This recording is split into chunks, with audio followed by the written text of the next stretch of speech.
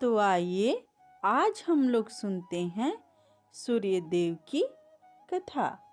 पौराणिक कथा के अनुसार एक था राजा, एक थी रानी।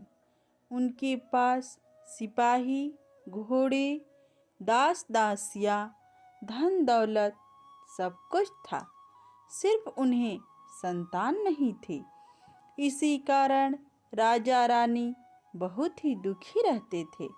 संतान प्राप्ति के लिए उन्होंने हर तरह का दान, धर्म, धार्मिक अनुष्ठान, जप, मंत्र, व्रत, पूजा पाठ किए, लेकिन कोई फायदा नहीं हुआ। अब राजा रानी दोनों ही बुढ़ापे की ओर बढ़ते गए। बुढ़ापे की ओर बढ़ते गए तो होता है क्या कि दोनों गहन सोच में पड़ गए। अब हमारे इतने बड़े राज्य का क्या होगा? कौन बनेगा इस राज्य का वारिस? कौन लेगा प्रजा की जिम्मेदारी? राजा रानी दिन रात इसी चिंता में घुलने लगे। उन्हें खाने पीने की भी सुध नहीं रहती। तो एक सुबह होता है, राजा के दरबार में एक साधु आता है। तो दासी रानी को बतलाती है। तब वह रानी दासी से कहती है, यह मेरा अंतिम दान धर्म है। इसके बाद मैं अपने हाथों से कोई दान धर्म नहीं करूँगी। रानी चावल भरा डोली हाथ में लेकर आती है और साधु की झोली में भिक्षा डालने आगे बढ़ती है। तो उसके चेहरे पे गहरी उदासी और चिंता देखकर साधु पूछते हैं, रानी साहिबा क्या हुआ है? आप क्यों इतनी उदास हैं? तब रानी साधु को सारी हकीकत बताती है और सिसकने लगती है, फूट फूट कर रोने लगती है। इस पर वह साधु कुछ पल गंभीर हो जाते हैं और कहते हैं, चिंता मत करना रानी साहिबा, आपकी संतान की इच्छा पूरी हो जाएगी। आपकी कोख से एक पुत्र जन्म लेगा। मात्र वह 14 साल तक ही आप लोगों को मिलेगा। उसके आगे वह इस मृत्यु लोक में नहीं रह पाएगा। इससे बढ़कर आपको कुछ देने के लिए मेरे पास नहीं है। अपनी बात पूरी करते उसने अपनी झोली में हाथ डाला, थोड़ी सी भभूत निकालकर रानी को दी और कहा, आप महाराजा दोनों इसे बांटकर ग्रहण करना, तुम्हें जल्द ही पुत्र प्राप्ति होगी। इतना कहकर साधु अपनी राह चला गया। उसके जाने के बाद रानी सोचने लगी, 14 साल तो 14 साल ही सही, उतने समय के लिए हमें पुत्र मिलेगा, यही काफ़ी है। उतने साल तक तो मैं उसे जी जान से बड़ा करूँगी, उसे ढेर सारा लाड़ प्यार दुलार दूंगी, अपनी संतान की मुराद पूरी करूँगी। उसी रात अपना सारा राजकाज खत्म करके राजा जब रानी के महल में गए तो रानी ने क्या किया कि राजा को सारी बात बता दी। साधु की दी भभूत राजा को दिखाकर बोली, साधु महाराज ने यह भभूत हम दोनों को ग्रहण करने को कहा है। राजा बोले, इतना दान धर्म किया, जब तप किया, कोई फल नहीं मिला। अब इस भभूत से हमें संतान प्राप्ति होगी क्या? उस पर रानी बोली, जब इतना सब कुछ किया तो अब यह भी सही काम कर लेते हैं। खामोखा उस साधु के क्रोध को क्यों बुलावा दें? राजा की अब किसी पर विश्वास नहीं था, लेकिन पत्नी को दुख न पहुँचे इसीलिए वह राजी हो गया। राजा राजी हो गया तो फिर क्या होता है कि राजा रानी दोनों नहाते धोते हैं, फिर अपने भगवान का नाम स्मरण करते हैं, अपने पुरखों को स्मरण करते हैं और साधु महाराज का नाम स्मरण करके वह भभूत बांटकर दोनों खाते हैं। उसके बाद दोनों निश्चिंत होकर सो जाते हैं। कुछ दिन गुजर जाते हैं और साधु द्वारा कहे अनुसार रानी गर्भवती हो जाती हैं। उस पर राजा रानी दोनों खुशी से गगन में फूले नहीं समाते हैं। राजा रानी से बोले, महारानी सचमुच साधु महाराज की कृपा हो गई। तो 9 महीने 9 दिन और 9 घंटे पूरे होकर रानी ने एक सुंदर गोरे चिट्ठे पुत्र को जन्म दिया। राजा ने बड़ी धूमधाम से पुत्र का नामकरण किया। सारे राज्य में 8 दिन तक भंडारा का आयोजन रखा, उत्सव मनाया।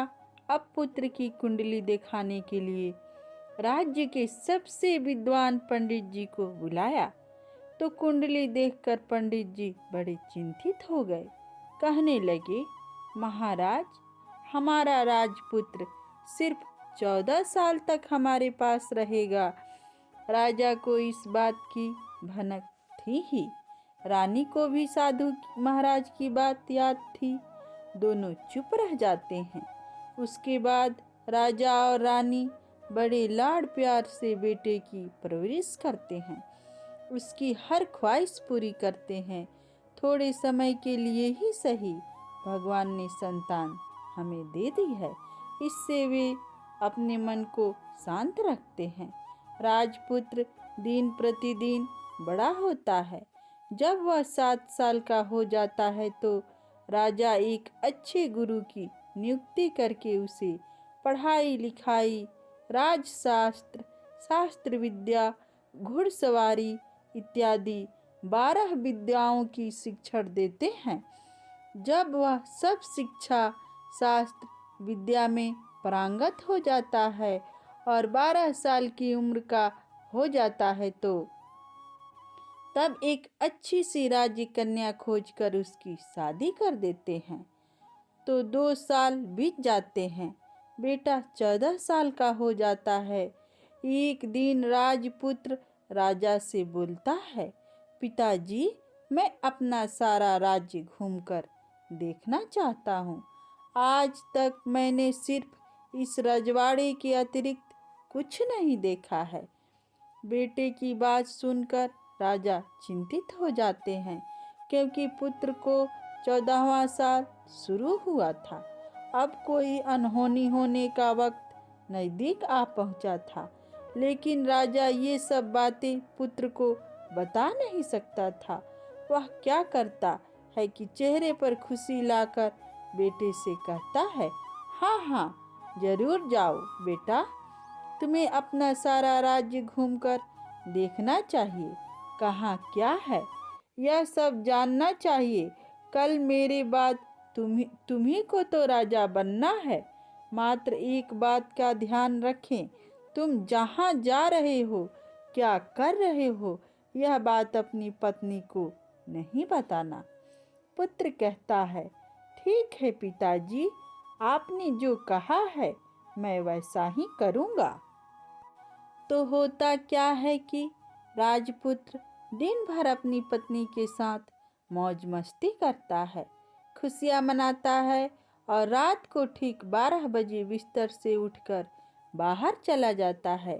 फिर पौ फटने से पहले वापस अपने महल में आकर सो जाता है। ऐसे बहुत दिनों तक चलता रहा। अब पुत्र का 14वां साल खत्म होने में कुछ ही दिन बाकी रहते हैं। इतने में क्या होता है कि उसकी पत्नी यानी छोटी रानी रात में जग जाती है।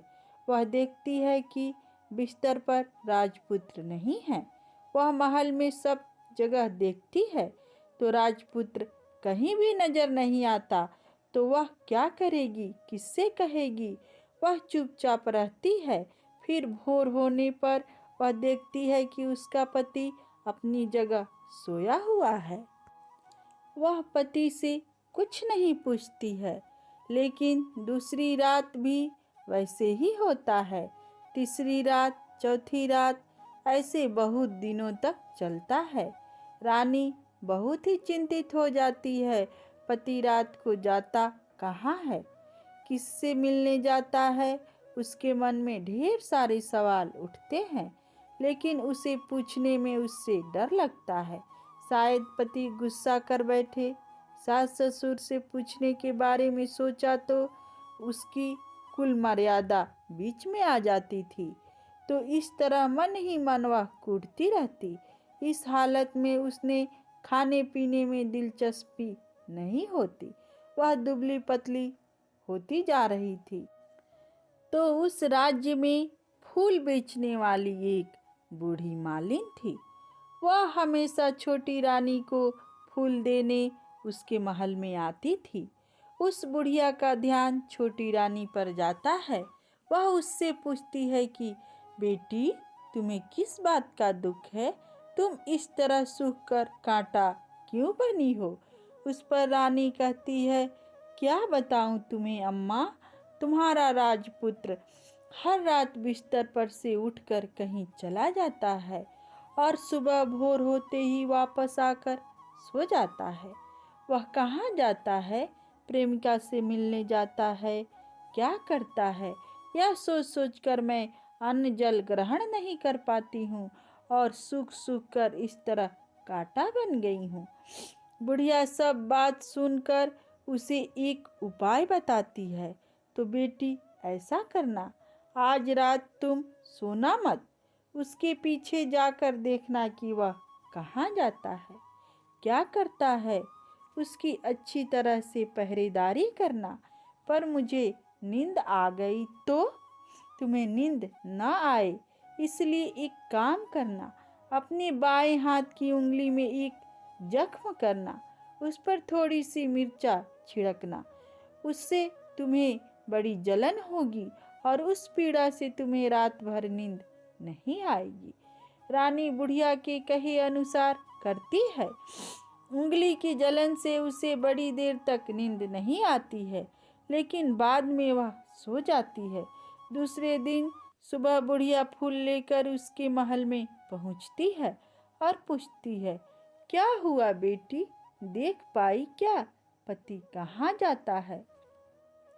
रानी कहती है, नहीं अम्मा, पहले कुछ समय जलन के कारण मुझे नींद नहीं आई, पर कुछ देर पश्चात मैं सो गई। बुढ़िया कहती है, कोई बात नहीं, आज तुम उंगली पर पहले से ही थोड़ा जख्म करना और ज़्यादा मिर्चा लगाना। तो रानी वैसे ही करती है, परंतु वह सिर्फ पति के बिस्तर से उठकर बाहर निकलते वक्त तक जग पाई। उसके पीछे नहीं जा सकी क्योंकि उसकी आंखें उस समय तक मुद गई थी, यानी कि वो सो गई थी। दूसरे दिन बुढ़िया आती है तो उससे पूछने से पहले ही रानी रोककर कहती है, अम्मा, मैं आज भी उनकी पहरेदारी ठीक तरह नहीं कर पाई। बुढ़िया कहती है, रानी रो नहीं बेटी, सब कुछ ठीक हो जाएगा। तुम आज रात जख्म और बड़ा करना और उस पर ज़्यादा मिर्चा छिड़कना और एक काम करना बेटी, जब जाने के लिए निकलता है तो उसके रास्ता रोकना। बुढ़िया ने जैसे बताया रानी वैसे ही करती है। आज रात उसे नींद नहीं आती।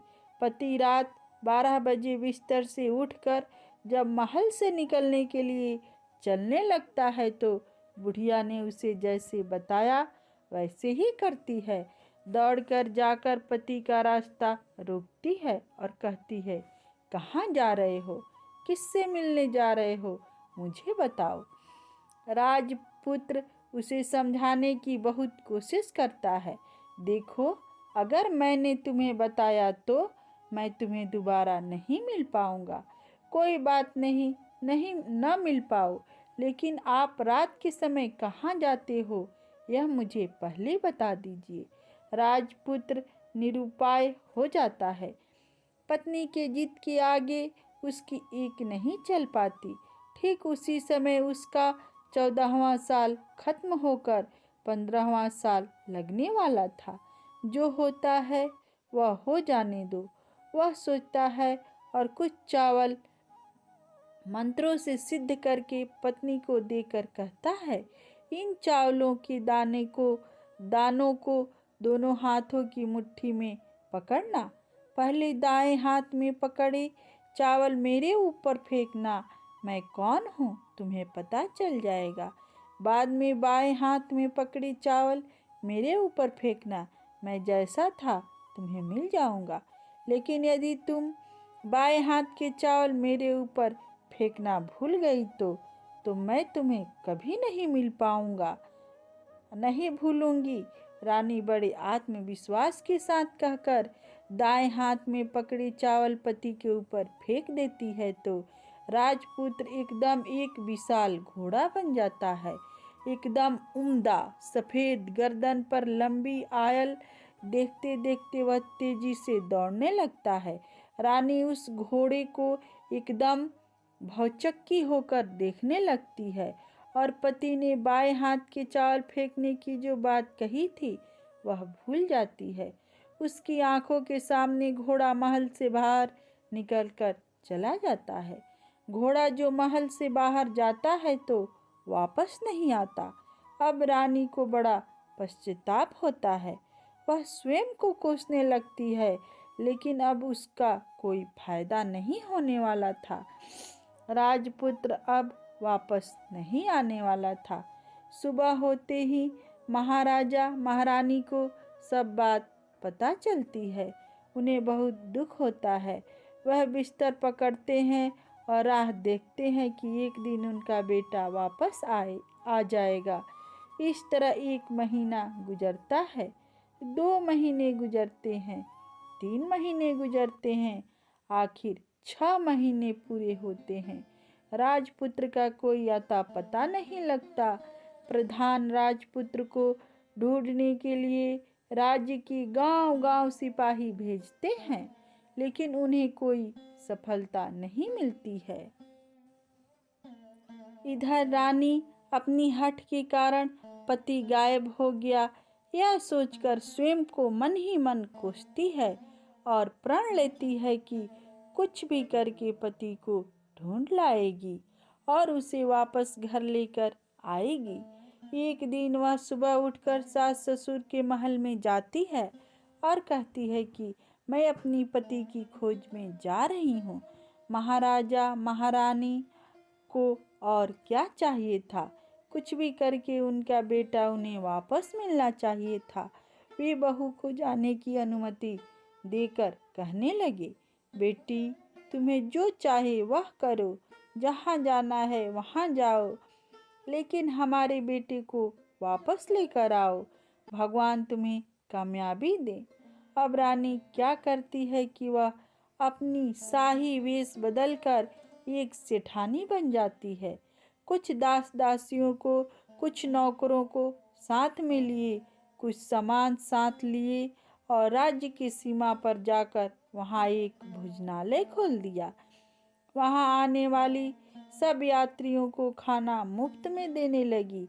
मात्र एक शर्त रखी कि खाने वाले को उसकी देखी कोई अजीब चीज उसकी मालकिन को यानी राजकन्या को बतानी पड़ेगी। तो वहाँ आने वाला हर नागरिक अपने तरफ से मैंने यह देखा, मैंने वह देखा कहकर वहाँ से मुफ्त खाना खाकर चले जाते थे। परंतु रानी को जो बात चाहिए थी वह अब तक नहीं मिल रही थी। ऐसे ही कुछ दिन बीत गए तो इधर क्या होता है कि रानी के महल फूल लेकर जाने वाली बुढ़िया के एक बेटा और बहू थे। उनका एक छोटा बेटा था, यानी बुढ़िया का एक पोता था। तो वह बेटा और बहू को सुबह काम के लिए निकलते थे तो पोता को संभालने की जिम्मेदारी बुढ़िया पे रहती थी। बुढ़िया दिन भर पोते को संभालती थी। एक दिन होता है क्या कि बुढ़िए को पान खाने की आदत थी, तो पान लगाने के लिए चूना चाहिए था। वह उसे तैयार करने के लिए सीपियाँ लेकर आई। इन सीपियों भूनने लगी। गोबर के कंडे चाहिए थे। कंडे इकट्ठा करने के लिए वह बांस की टोकरी लेकर चरवाहे के मैदान में गई। वहाँ बहुत सारे कंडे थे। उन्हें जमा करते करते उसे घर आने में अंधेरा हो गया। इस ओर शाम होते ही काम से वापस बेटा बहू घर पहुँचे तो देखा कि बच्चा घर पर अकेला है और रो रहा है। वे दोनों गुस्से से लाल पीला हो गए। इतने में बुढ़िया घर आ पहुंची। बेटे ने पूछा, पोते को घर अकेला छोड़कर कहाँ गई थी? बुढ़िया बताने लगी, मैं गोबर के कंडे इकट्ठे करने गई थी। इस पर बेटा बोला, दोबारा बच्चे को अकेला घर पर छोड़कर यदि कहीं गई तो मैं तुम्हें बहुत पीटूंगा। तो बुढ़िया कहने लगी, नहीं बेटा, फिर कभी ऐसा नहीं करूंगी। लेकिन दूसरे ही दिन बुढ़िया वह बात भूल गई और फिर चरवाहे के मैदान पर कंडा इकट्ठे करने चली गई। शाम को जब बेटा बहू काम से वापस लौटे तो देखते हैं कि बच्चा घर पर अकेला है और रो रहा है। अब उसके बेटे को सहन शक्ति खत्म होने लगी और बुढ़िया के वापस आने पर उसे घर से निकाल दिया। बुढ़िया रात भर घर से बाहर अंधेरे में बैठी रही। सुबह होते ही हाथ में टोकरी लेकर कंडे इकट्ठा करने के लिए निकल गई। उस दिन उस पर कंडे इकट्ठा करने का मानो पागलपन सवार हो गया था। कंडे इकट्ठा करते करते कब अंधेरा छा गया उसे मालूम ही नहीं हुआ। उसे जब ध्यान आया तो गांव का रास्ता भी ठीक तरह से दिखाई नहीं दे रहा था। वह अंधेरे में आंखें फाड़कर देखती देखती किसी तरह आगे निकल पड़ी तो होता क्या है कि एक कपिला गाय छन छन की आवाज करते, गले की घंटी बजाते ठुमक ठुमक कर उस मैदान पर आ गई। उसे देखकर बुढ़िया सोचने लगी कि इस गाय के पीछे पीछे जाऊंगी तो गांव तक पहुंच जाऊंगी। तब बुढ़िया उसके पीछे पीछे जाने लगी। वह क्या करती है कि उसे मैदान से लेकर एक एक करके 6 मैदान पार कराती गई।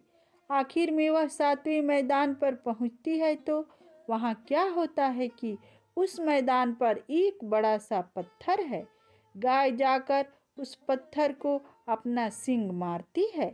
सींग मारा तो वह पत्थर दूर हट गया और पतला पतला में नीचे जाने की सीढ़ियां दिखाई देने लगी। तब वह गाय उन सीढ़ियों से नीचे जाने लगी। बुढ़िया वह सब देखती रही और झट जाकर गाय की पूंछ को पकड़ लिया। पूंछ पकड़कर वह गाय के साथ नीचे पताल में पहुंच गई। पताल में पहुंचते ही तुरंत गाय की पूंछ छोड़ दी, इधर देखने लगी। वहीं से बुढ़िया ने देखा कि पताल में सब जगह जगमगाहट है, दिया दीप जलते हैं और तेज रोशनी गाय के ऊपर पड़ती है और वहां अद्भुत घटनाएं घटने लगी। गाय के नीचे जाते ही उसके गले में अपने आप संकाल पड़ गई और छम छम करके कोई दुधाड़ी में गाय का दूध दूहने लगी। लेकिन जो भी कोई वह कर रहा है वह मात्र दिखाई नहीं दे रहा है। बुढ़िया बहुत घबरा गई, कहाँ आकर फंस गई। वह सोचने लगी, यहाँ वहाँ छिपने के लिए जगह ढूंढने लगी, लेकिन उसे कहीं भी जगह नहीं मिली। हर जगह उजाला ही उजाला था।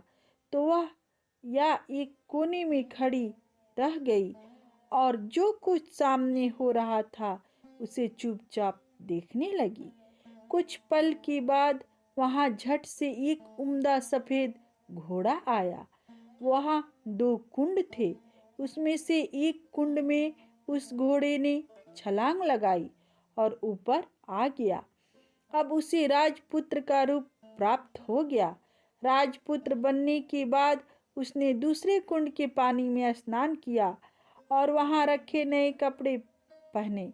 नजदीक ही एक सुंदर पलंग था, उस पर आकर बैठ गया। उसके सामने अपने आस-पास पकवाने की थाली आ गई, दूध की एक प्याली आ गई, पान सुपारी आ गए। उसके सामने एक दिया जलता रहा। राजा पुत्र को खाना आया, दूध पिया, पान सुपारी खाया और बिस्तर पर लेट जाने से पहले सूर्यदेव का स्मरण करके सामने जलते दिए से पूछा, दिए दिए दीपंकर, मेरे माता पिता क्या कर रहे हैं? दिया बताने लगा, बेटे के सुख में डूबे हैं। राज्य कौन संभाल रहा है? राज्य प्रधान संभालता है। मेरी पत्नी क्या करती है? उसने चौराहे पर भोजनालय शुरू किया है और आते जाते लोगों से वह नई खबर के बारे में पूछती है। दिए कि यह कहते ही राजपुत्र कहने लगा, ठीक है। उसके बाद वह सो गया। बुढ़िया कोने में खड़ी रहकर यह सब देखती रही। ऐसी अद्भुत घटना उसने जिंदगी में पहली बार देखी थी। उसे अंदर ही अंदर चुलबुलाहट होने लगी।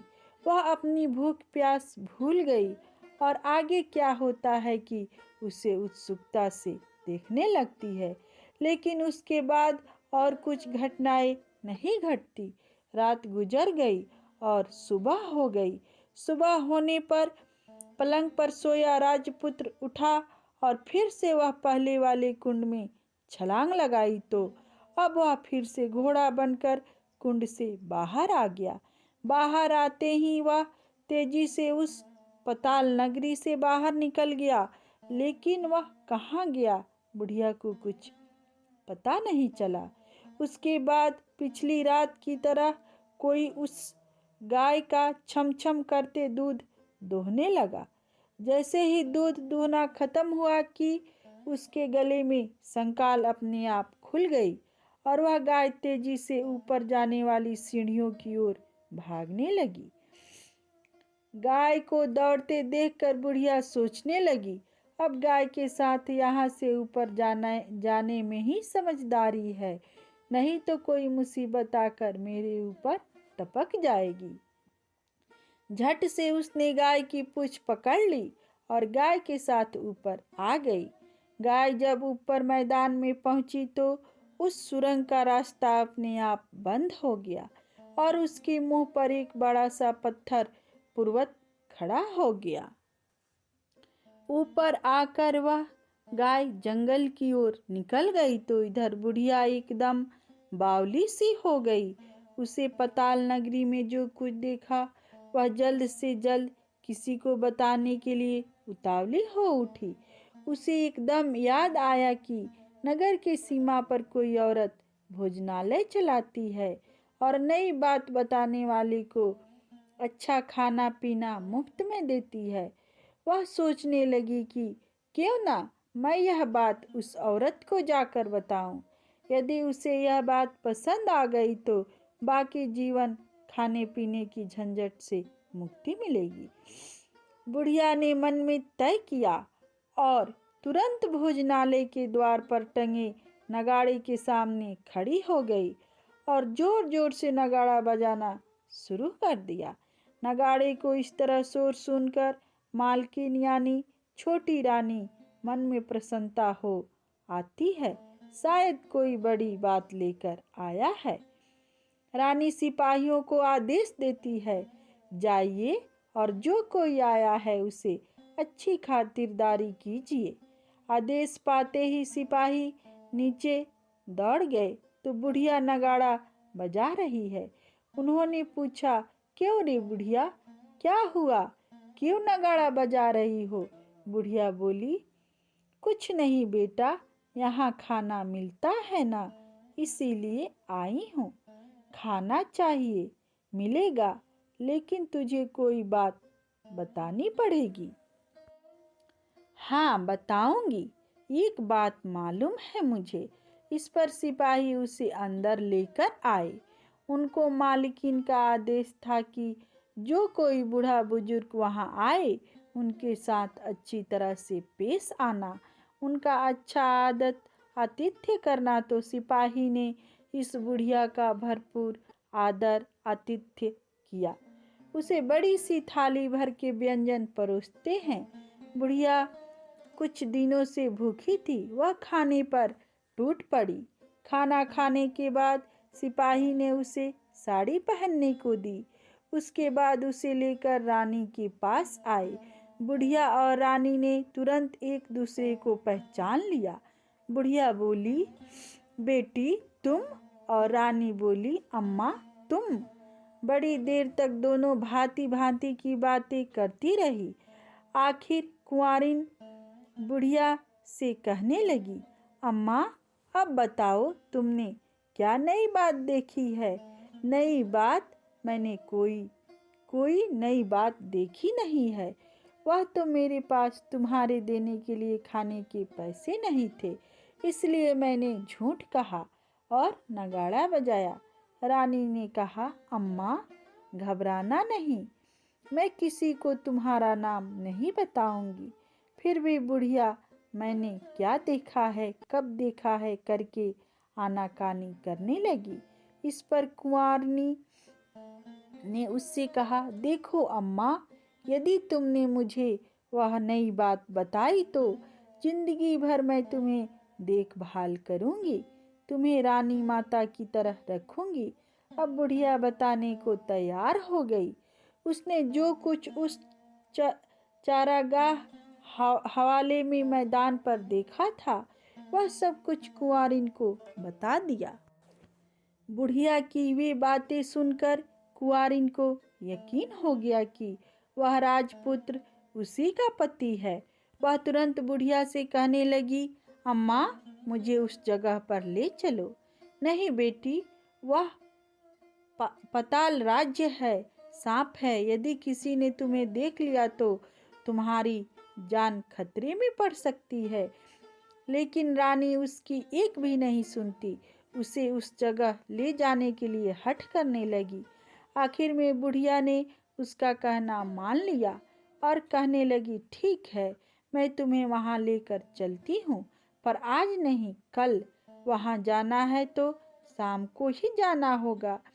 तो दूसरे दिन दोपहर को रानी बुढ़िया के साथ उस मैदान पर गई और एक जगह छुपकर गाय के आने की राह देखने लगी। दिन ढलते ही अंधेरा घिरने लगा और गाय हमेशा की तरह वहां आ गई। मैदान के उस कोने में जाकर उसने पत्थर पर सींग मारी तो झट से पत्थर हटकर वहां सुरंग में जाने का रास्ता खुल गया। गाय उस रास्ते से नीचे उतरने लगी तो बुढ़िया रानी से कहने लगी, जल्दी आगे बढ़ो बिटिया, हम गाय की पूंछ पकड़कर नीचे उतरेंगे। तो दोनों गाय की पूंछ पकड़कर नीचे उतर गई। बुढ़िया पहले जिस कोने में छिपी थी उस कोने में छिप गई। अब नीचे सब कुछ पहले जैसा घटित हो रहा था।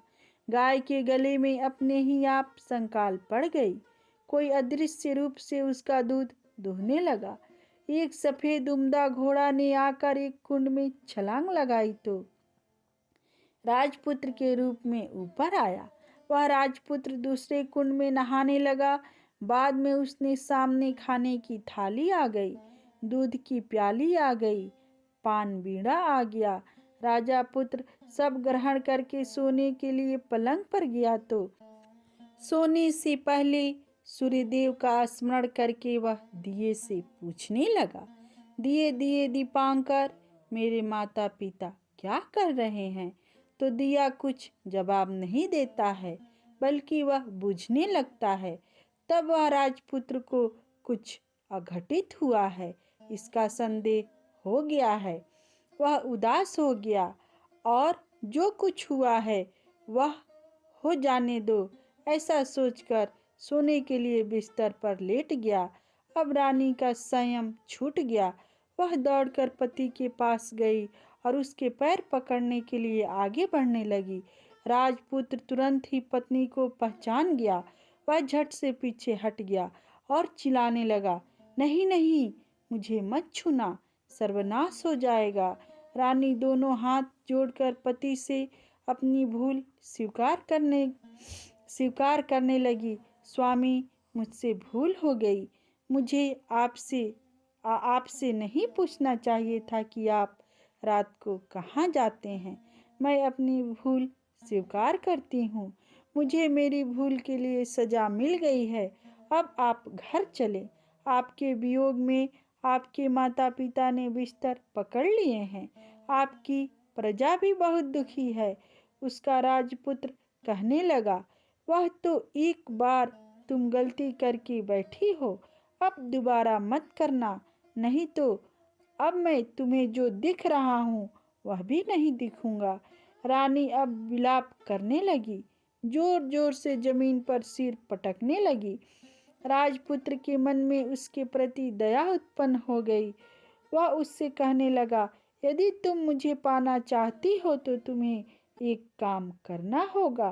काम कठिन है, लेकिन वह तुम्हें अकेले करना होगा। कहो स्वामी, कितना भी कठिन काम हो, मैं वह पूर्ण करूंगी। रानी कहने लगी। इस पर राजपुत्र ने उसे बताया, इस पताल से ऊपर जाते ही तुम्हें एक घना जंगल नजर आएगा। ऐसे 6 जंगल पार करने के पश्चात 7वां जंगल मिलेगा। वहाँ जंगल में सबसे घना है, वह जंगल सबसे घना है। उस जंगल में बीचों बीच एक पीपल का पेड़ है। उसके आसपास की जगह पत्ते, फंदे, जटाएं, कांटे इत्यादि से ढक चुकी है। वहाँ बाघ, शेर, भालू, सांप सभी धमा चौकड़ी बैठती है। तुम्हें उन सबको भगाकर वह जगह साफ करनी है। उसको गोबर से लिपाई करके पवित्र बनाना है, रंगोली से सजाना है। उसके बाद वहाँ धूप, कपूर, अगरबत्ती जलानी है। फूल, कुमकुम से पेड़ की तने की पूजा करनी है। दूध दही से बने चावल का भोग चढ़ाना है। यह सब तुम्हें दोपहर को 12 बजे से के पहले करना है। 12 बजने के समय तुम्हें उस जगह पर बैठकर सूर्य भगवान का ध्यान करना है। ठीक 12 बजे सूर्य भगवान का रथ वहाँ उतरेगा। वे वह सब देखकर खुश हो जाएंगे और कहेंगे, जिस किसी ने यह सब किया है उसे मैं मनचाहा फल दूंगा। तो तुम सामने जाकर उसके रथ का दाहिना घोड़ा मांगना, मैं तुम्हें मिल जाऊंगा। इतनी कहकर राजपुत्र अपने पलंग पर सो गया। वह छोटी रानी भोर होने की राह देखने लगी। भोर होते ही बुढ़िया के साथ गाय की पूंछ पकड़कर ऊपर आ गई। ऊपर आने के बाद वह बुढ़िया से कहने लगी, अम्मा, अब मैं अकेले ही आगे जाऊंगी, तुम भोजनालय वापस जाओ। वह जंगल में जाकर राजपुत्र की बताई जगह ढूंढने लगी और स्वयं आरी से वह जगह साफ कर दी। बाद में राजपुत्र ने जैसे बताया वैसे लिपाई पुताई करके वापस आ गई। दूसरे दिन पौ फटने से पहले उठी और जंगल में उस जगह पहुंची। वहीं जाकर इत्र, गुलाब का पानी छिड़क कर वह जगह सुगंधित की।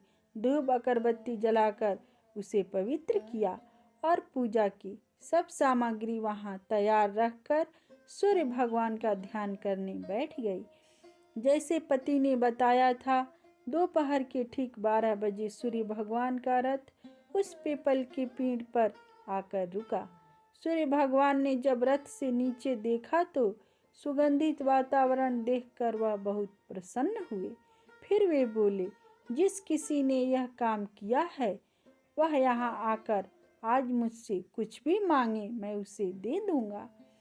रानी ने जब यह शब्द सुने तो बिना समय गंवाए दौड़कर उनके सामने आ गई। उनका साष्टांग नमस्कार करके बोली, भगवान, वह मैं ही हूँ, मैंने यह जगह साफ की है।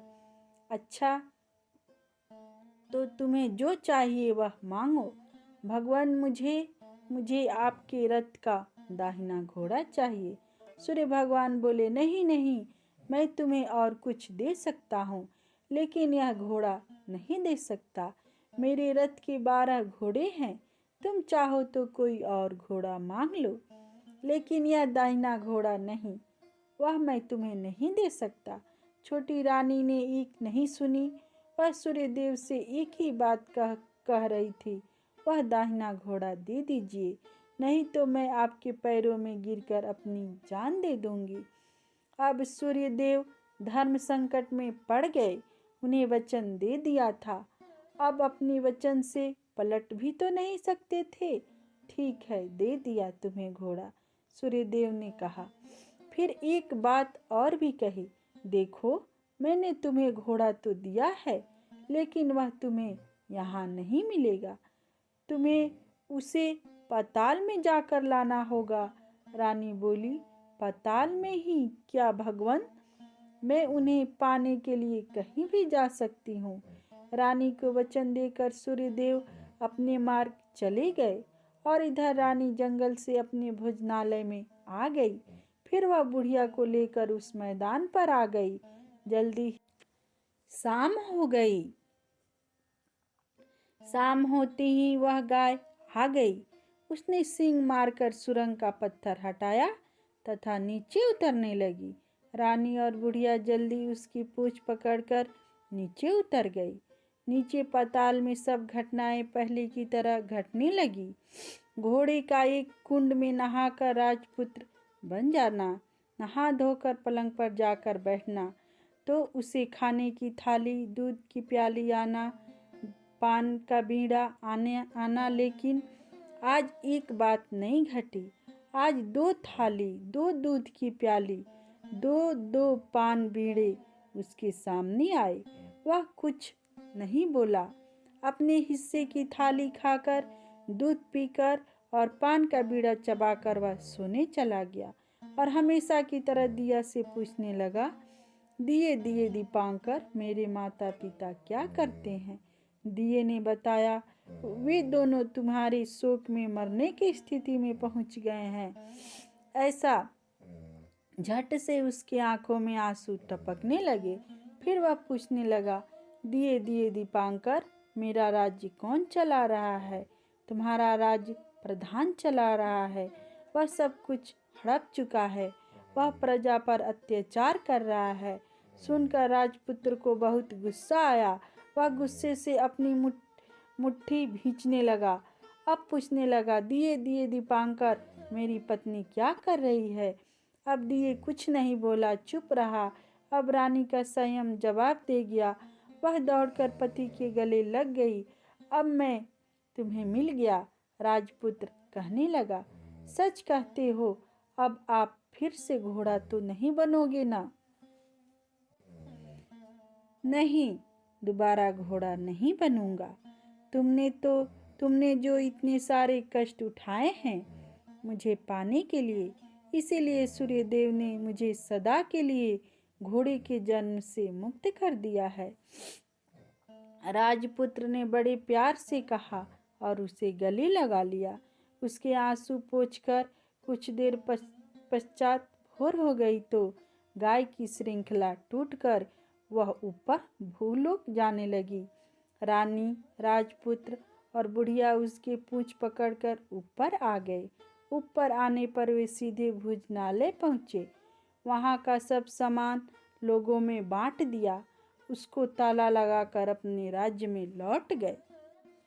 राजपुत्र वापस आता और उसके तेवर देखकर प्रधान घबरा गया।